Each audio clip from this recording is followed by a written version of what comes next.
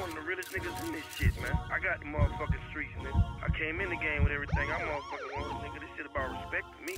Love to see when I walk up in the club and nigga run up on me, tell me I'm the realest nigga living, nigga. You know what I'm saying? I'm the realest nigga in it. You already know. What's up, YouTube? Welcome back to another episode of the Chris Law Network. I am your host, Chris Law. I want to say happy Tuesday. I want to say happy Cinco de Mayo. It's going to be a good night tonight. We get to actually celebrate Taco Tuesdays on Cinco de Mayo.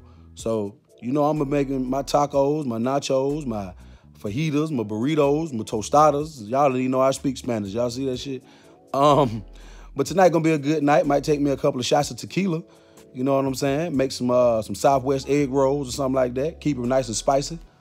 But today I want to talk to y'all about how during the pandemic, strippers have been forced to sell ass. Now, I know strippers, a lot of them sell ass anyway, but a lot of strippers that were not selling ass initially, they are now forced to sell ass because of the pandemic. Because why? They made a career out of being strippers, or what they prefer to be called, dancers, and now they forced to sell ass. You know what I mean? Now, the ones that was already selling ass for like $200-$300 a pop, they was forced to start selling it for half price. You see what I'm saying? Now, you're always going to find that one chick that might do something strange for like $40. I know y'all done heard about the infamous 220s, that $40 special.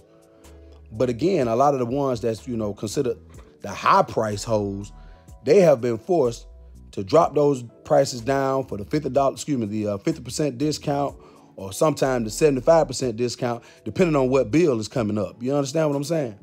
Now, I know you probably say, well, Chris, how you know this? I've told y'all before. The industry that I deal in is clubs, bars, entertainment, and stuff of that nature. So I actually know a lot of strippers personally. The first thing they had to do once the club started closing, immediately all of them ran out and they did what? Created an OnlyFans account. That OnlyFans account is like Backpage 4.0. That's what it is. OnlyFans is basically, it's a site where women can go and they can show themselves having sex with a partner or by themselves, you know, as they call it, like solo masturbation. And they get paid, you know, to do this stuff. And people can subscribe to their channels and pay a monthly fee. Now, I know I was looking at this one girl on Instagram. This chick say she been making $20,000 a month. Hey, man, no, more power to you. Can't argue with you on the fact that you're making money. But the point is, since these clubs have been closed, a lot of these strippers that wasn't saving money, wasn't trying to invest in anything, they have been forced to go back to doing that age-old job of selling ass. You know what I'm saying? I know for a fact, right? A lot of strippers, what they do is they make the money, they spend the money. They make the money, they spend the money. As fast as they get it, it goes out.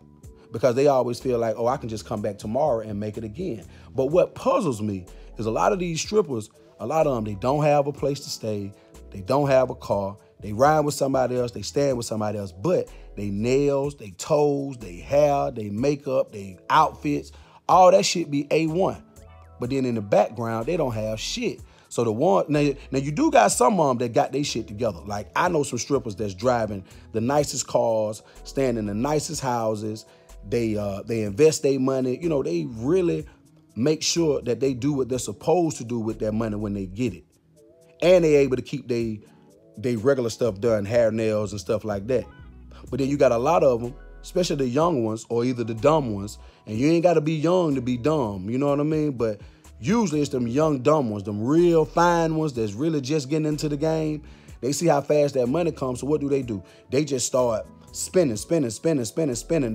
They at Juicy Crab 2-3 times a week. And I don't know if y'all know like I know, but when you go in there, you get that king crab and you go get you a nice pound or a half a pound of them shrimp with no head. Man, that shit can get expensive. I know for a fact, every time I go to Juicy Crab, I'm going to spend $75 damn near just on myself. You know what I mean? So the thing is with these girls, they have to realize like, hey, this money come fast, but it go fast. But now, because of the clubs not being open, they being forced to do what? Private parties. And y'all know what a private party consists of. Fellas, how many of y'all been to a private party where they had dancers and they always got that special room over to the side where you can go in there and, you know, spend a little spend a little change, do something strange, you know what I'm saying? So that's what they being forced to do. And some of them, it's like, fuck the private party. Look, it's $200 to smash. It was $400 prior to the pandemic. It's $200 now. And some of them who don't really look that good anyway, man, they forced to go for the 40. Now, if you do the numbers correctly, you do 10 40s in a day, that's 400. You do that 7 days a week, that's 2,800. But most women ain't gonna be able to do that. They might do maybe, 1 or 2 a day, But hey, look, you're gonna have to get out here and get it, baby, or up that price, or you got to do something to it. But again, it's really sad that most of these women are being forced to do this. And thus coming with that, the things that come with selling ass, your safety. See, this is when my heart started to get into it and my emotion, because it's like, it's sad that a lot of these women are being forced to have to do this. Because like I say, it's not safe to be out here, meeting men online and going off and getting paid to have sex with them. You might have a guy that got a fetish of, doing some real horrible things to some of these women. So I feel sorry for them. So the thing is like, if any of the dancers or any dancer is listening to this, ladies, while you in there dancing, get your money and get out. Like, I actually know some smart dancers. Like, it's just one particular dancer. She's smart. You know what I'm saying? Like, yeah, she may go off and sell a little something on the side, but she's stacking her money. She got her own car. She got her own place. She actually is about to stop dancing. She's about to go into the Army. Or is it the Army or the Air Force? It's one of the two. But that's what she's about to do. And then through that, she's going to go to school. She has a plan. Some of these girls, when they get into dancing, they don't have a plan.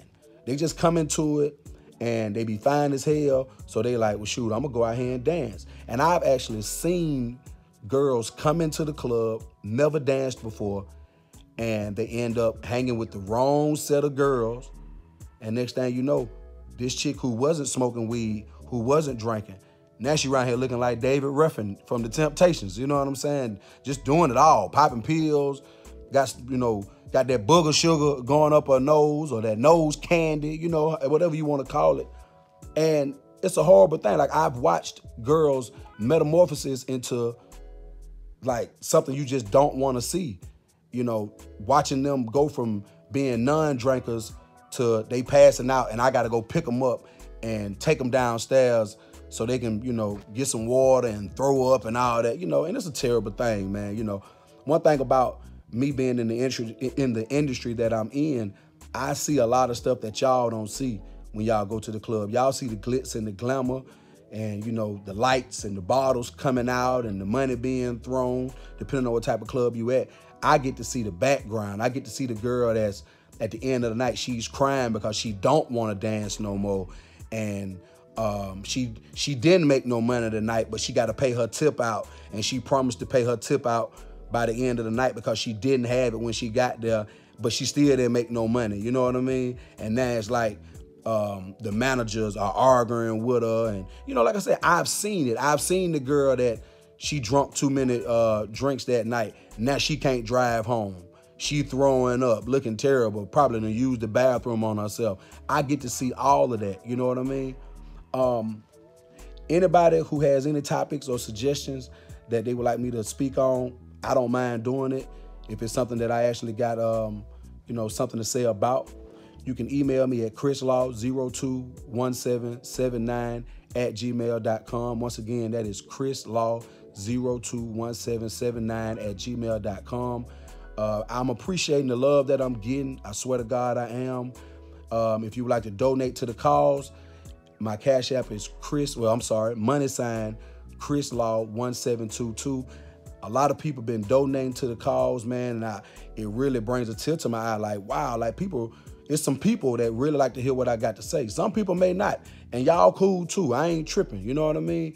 But for the ones that do, man, I really appreciate y'all. Like, I mean, y'all showing love in the comments. We gonna rock and roll this thing. Like I told y'all before, we gonna keep moving. Whatever I got a thought on my mind and I want to share it, I'm gonna share it. And it's the best place to do it. You know what I mean? Once again, I appreciate y'all coming back to the Chris Law Network for another episode. My name is Chris Law. I'll get with y'all later on. Happy Cinco de Mayo again.